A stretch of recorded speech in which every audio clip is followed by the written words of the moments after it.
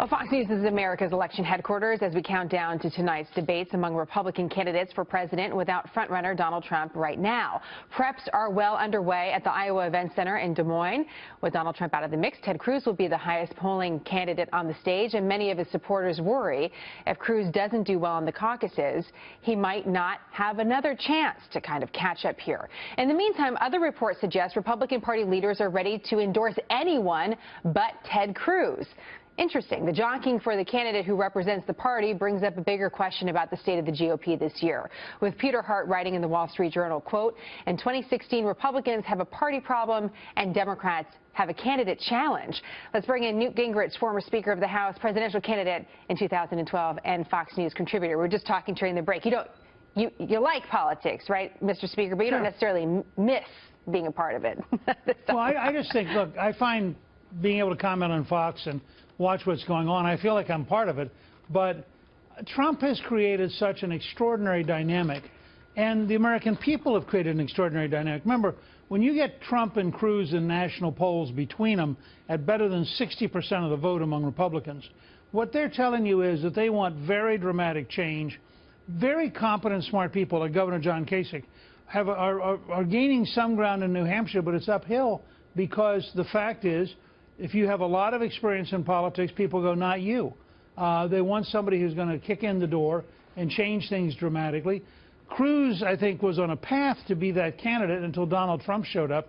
And Trump is so loud and so aggressive that he overshadows everybody. Well, one of the things the Wall Street Journal is saying is that oftentimes in the media is painting support of Trump and others as anger about what's happening in this country. But really, it's about voters wanting solutions and trying to find candidates who have that solution, which is interesting, being that the quote-unquote party or establishment apparently doesn't have a chosen one this time around. What do you think it means about the state of the Republican Party and where it's at?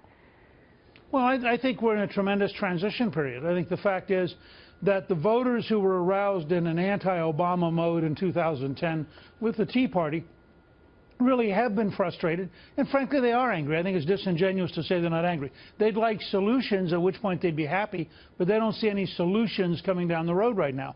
And I think we're at a pivotal point, and one of the challenges of Trump being able to make so much noise is that really smart people like a Marco Rubio or Jeb Bush or Chris Christie or John Kasich, who do have solutions and do have ideas, they almost get drowned out by the sheer noise of the Trump-Cruz fight.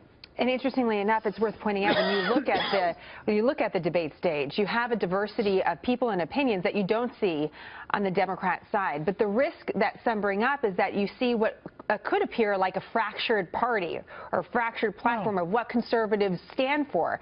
Do you think there is a risk of that, or do you think this is actually healthy, moving towards a more cohesive message for the country? Look, I think it's at a time when we have enormous problems, and at a time when we're in the middle of tremendous changes, particularly technological changes. It's good to have an open debate and to have smart people who are trying out new ideas and trying out new approaches.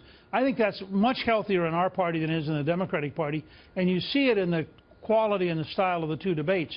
But I also think that we're going to get to a nominee probably in March or April when we have a choice between a Hillary Clinton or a Bernie Sanders and the Republican nominee.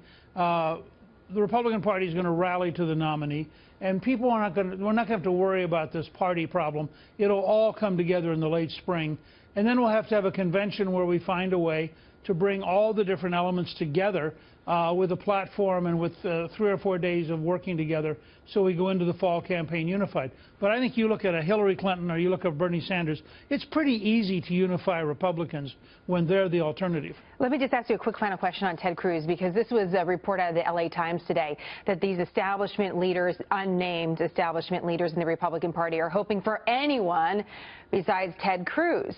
What do you think of a report like that? Do you think there's some truth in it? Well, I think Ted made his name by taking on the entire Senate, and the fact is, then the entire Senate gets to take him on. And I think he has done very courageous, very principled things, but he's done them in a way which has created a block of Republican senators who would probably favor almost anybody but Cruz. But that's the cost of how he rose so quickly. He came up very fast. He came up very harshly, and he drew very sharp lines with his colleagues, and now his colleagues are drawing the same lines back. Interesting. Speaker Gingrich, I know there's a lot more to get to, including about the Democrats. We hope you come back, have more of a conversation. Thank you so much for the time. Thank you.